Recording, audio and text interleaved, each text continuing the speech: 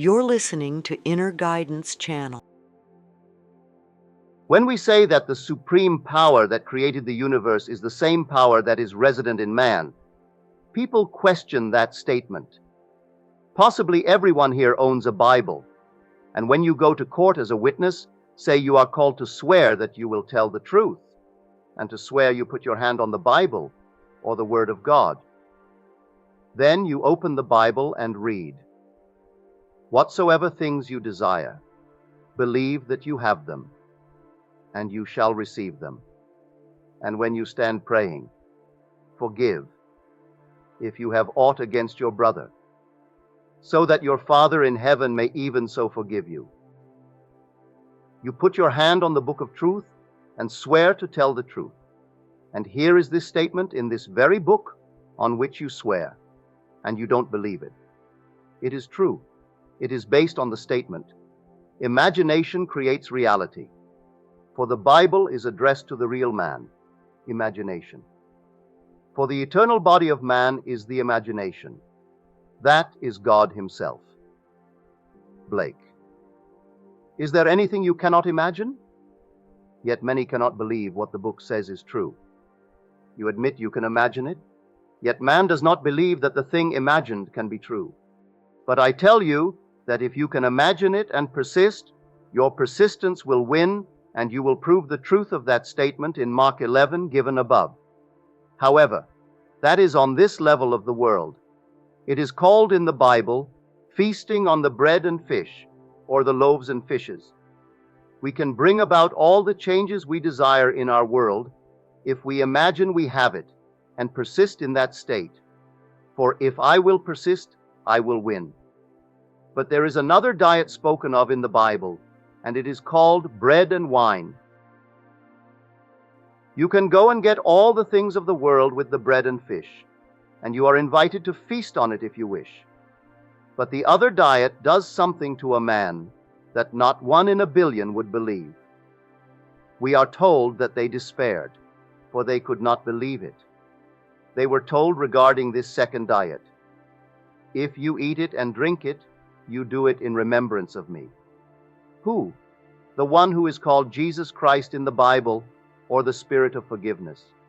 You must feast on this, and it has nothing to do with a cup of wine or a little wafer. It is the Spirit of forgiveness. It is the mutual point of forgiveness between enemies, the birthplace of the Lamb of God. And throughout eternity I forgive you, and you forgive me. And just as He said, this is the wine, and this is the bread. So if I know how to eat of that bread and drink of that wine, I am forgiving every person in the world. But I cannot do it unless I see and understand the difference between an individual and the state the individual is occupying. If I condemn a man or a society or a thing, and I do not understand that they are only states, I am condemning them. Only when I begin to distinguish between the state and the individual can I forgive. Then I can take the most horrible beast in the world and embrace him. He might in this present state be my worst enemy, but if I know he is only in a state, I can take him mentally and embrace him, and pull him out of that state into which he has fallen, and put him into a nobler state. And that is the point of mutual forgiveness between enemies, the birthplace of the Lamb of God. So when man will eat this bread and drink this wine, he can have anything there is, for there is only one, for the whole is given to us if we know it. If any man gives you anything, he gives you what is mine as well as yours. For everything is given to you and to me. All is ours. We are one. Get things if you want them. But there is something far beyond the mere getting of things. But if you want to imagine things, they are here. Do not deny yourself anything you desire, unless they would be gaining by another's alleged loss. That is not the way to do it. You do not take from anyone. You create what you desire only in imagination, and if you persist in the state, it will prove itself, and it will come to you in a way that will not hurt another, for it is my Father who is giving it to me. There is only God, nothing is lost, for all things by a law divine with one another's being mingled. So I do not have to ask you or another to play your part in bringing to pass what I want in this world. If you are relative to my drama, you will be drawn into it. All I must do is eat of the bread and fish. But there is the other diet, the bread and the wine. Then when I meet someone I call enemy, I must know that he is in a state, and I must distinguish between the individual and the state into which he has fallen. For it is really God in the state. There is only God to play every part. So I can embrace that being I call my enemy, and have him see in me his most interested friend. So I redeem him. That is the wine and the bread. And if I eat of the bread and drink of the wine, I will actually give birth to the Lamb of God. What must I do to bring about this experience? It will not come to anyone unless he eats this bread and drinks this wine, for that is the unconditional forgiveness of sin. No matter what the person has ever done, if you can distinguish between the individual and the state into which that individual has fallen, you can embrace him, and then you prepare the way for the birth of the Lamb of God. If you feel you cannot do it yet, then try the other diet. It is wonderful. If you want better health, or a finer job, or a larger world, then you use imagination to create it. You hear and see and touch as if your dream were a reality, and then you persist, and with persistence you will win. If you will only persist in hearing and in seeing what you want to see, you cannot fail to realize it. It is a wonderful diet, and everyone is invited to feast upon it. Whatsoever things you desire, when you pray, believe that you have them, and you shall have them. You need no other on the outside, but if you will have anything against another, forgive him, and your Father will forgive you. Some pious monk added the last part, which is now deleted from the newer, more accurate version of the Bible. If you don't forgive, then your Father will not forgive you. That was not the original text. There is no punishment, no retribution. It is all up to us. We are walking through this fire which is called earth. But if man only knows that these are states, he will understand that the Spirit is walking as God, walking as the Son of God. Then it is the God we embrace, but man cannot believe it, and he worships another unknown God. Everyone who walks the face of this earth is God, but there are unnumbered states created for a purpose, and we can use our minds to take anyone from an unlovely state. You recall the recent discussion regarding juvenile delinquents. They could all be put away, we are told. The judge does not know that he could do something about it, instead of just corralling them and putting them on the backs of the taxpayers. If the judge only knew that this being before him is in a state, and that he could create a new state and bring that being into a new state and enable him to become a noble, wonderful being in society. But we cannot see that, so we continue to condemn the individual as the state. No one can feast on the bread and wine until he can see that, and then he can reach the place of mutual forgiveness of enemies, the birthplace of the Lamb of God. So spoke the merciful Son of Heaven to those whose western gates were open, but sleeping humanity heard him not, and slumbered on. Only those whose western gates were open heard it, and those go forward to create new states for another, and so he saves himself. For man is saved by, and only by, the saving of his fellow man. Finally, in each the western gate opens, and then the Lamb of God is born. A good Catholic friend said to me, "What do you do to have this experience?" And I said, "Drink the wine and eat the bread." He did not understand, for he takes communion every Sunday. I said, "Has anything happened to you? Has there been an expansion in your consciousness? You have taken it for these many years." But that is not the bread or wine I mean. The wine is mutual forgiveness of all enmity throughout eternity, just as the dear Savior said. If I cannot embrace a being and feel myself thrill to his good fortune, I have not taken the wine or the bread. But if I do it within, and not by taking something in a tangible form, then I have partaken of the true bread and wine, and we have schoolrooms within schoolrooms. It does not matter who you are or when you were born. That has nothing to do with the awakening of God in man. Who are the right people? Everyone is God. I had a long-distance call yesterday from New York. The lady who called me is very, very rich by the standards of diamonds and money. She has not fingers enough for all her diamonds. She has everything she wants, except one thing. She wants to be happily married to someone in the social register who has more money than she has and is at least 20 years younger. She is 75, but she wants more money and bigger diamonds. She said to me, "Look what I have done for my son by using this law. He can now send his 4 girls to private school. I did this for him when I persisted. But I cannot seem to bring this picture for myself into being." I said, "Anything you can imagine, you can create. But you are thinking the market is limited because there are so few in the register or in your social sphere. Everyone walking the earth is God, and there is no greater background than that. These people are only in states, and if you took them out of that state, you might not care for them at all, the same being, but another state.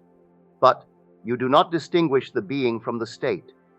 You use this same law to put your son where he now is. You can realize your dream of being married to someone richer and younger than you are, if that is your concept. It is not mine. We judge no one, for when you awaken, you do not see the state. You only see the individual who has fallen into the state. And when you see that, you do not meet anyone you could not embrace and pull out of an unlovely state and put him into another state. Then we can intermingle as one being. Now he may go back into the old state, like Lot's wife. How many times must I do it, Lord? 70 times 7. That is how it is. If a child of yours fell downstairs, would you not pick him up 70 times 7? God is playing all the parts. There are unnumbered schools teaching that you suffer because of something you did in a previous life. You must do this or that. You do not awaken by sitting on a mountaintop, or by diets, or by joining some ism. You can only awake as you eat the bread and drink the wine, for that is the mutual forgiveness of enemies, and that place is the birthplace of the Lamb of God. You do not say to another, "I forgive you." That means nothing. But you bring him before your mind's eye and embrace him. You are in states that seem to oppose, but when you feel that touch, you are opening the western gate. For the western gate is touch, the southern gate is sight, the eastern gate is scent. The whole world remains asleep because the western gate is closed in you. And then you eat of this bread. You touch the one you embrace. Embrace mentally the very one who would cut off your head. Then the western gate is open in you, and then you eat this bread and drink of this wine, and then you prepare it. It is not by joining any Orthodox church or going on some diet. You can sit on the Himalayas until you freeze and cannot do it. But you walk the marketplace and mingle with God, which is man. And then you have unnumbered opportunities every day to eat this bread and drink this wine.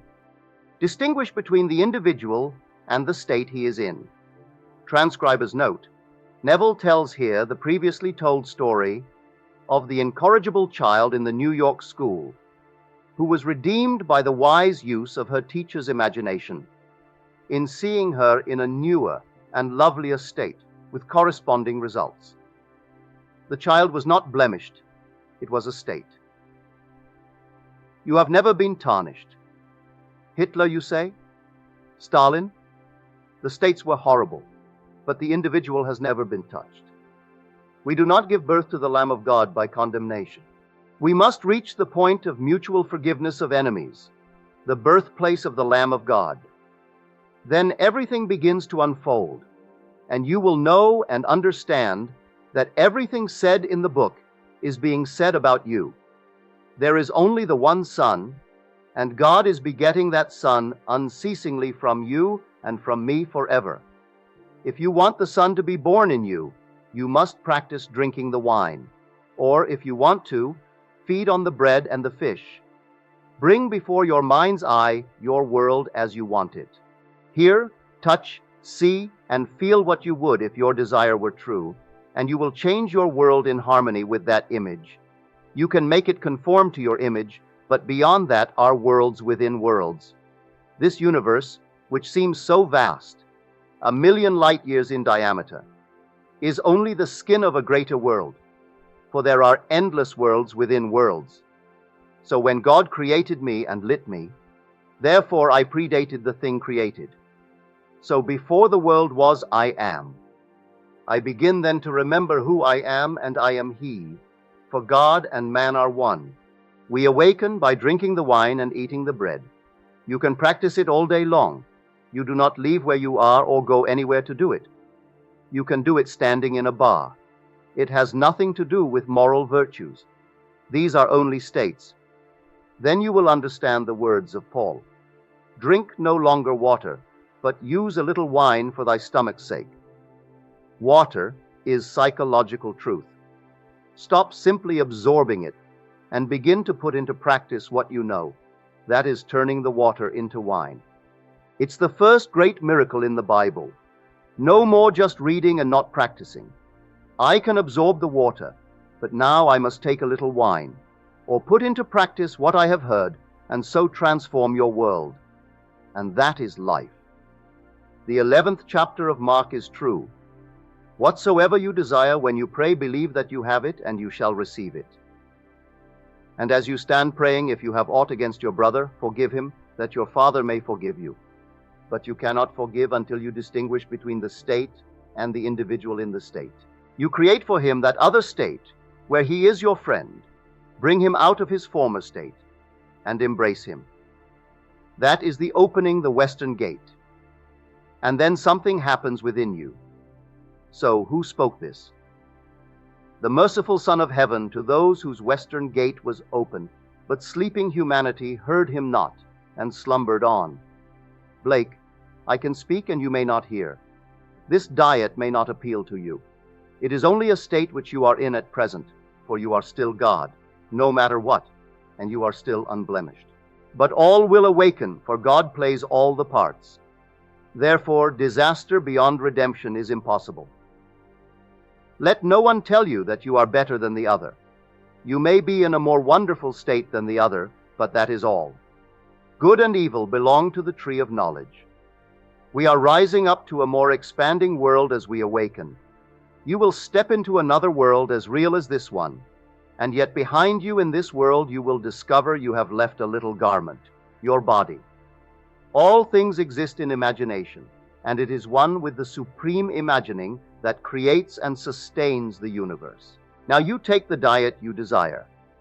If you are not yet interested in embracing someone you think is your opponent, and all you want is to transcend your present level, then live in the state that proves you have done it. You may never, after it comes about, give credit to your wonderful imagination, for it happens so naturally that you will think it would have happened anyway. You may discount that your imagination did it, but the day will come when you will want to transcend just things, and you will want that which does not have earthly value. You will see those with great possessions and know they are actually only moments from the grave, but up to the last second before they flicker out, they are still only conscious of possessions. But it is all right, for they too will awaken in time, though they do not even know that there is someone who walks among them who is awake. In the world beyond worlds, you are completely awake and not known because of possessions, because then you own the world. For there you know that you and your Father are one, and He creates all out of nothing. Whatever you desire to create, you create, and you do not need atoms to do it. Forever those you create out of your imagination. But tonight bring a friend, or he may be an opponent, before your mind's eye, and represent him to yourself as being in a finer state, or freer, and then be faithful to your mental structure. Then, in a way no one knows, it will take on reality in your world, and crystallize and become a fact. Now let us go into the silence.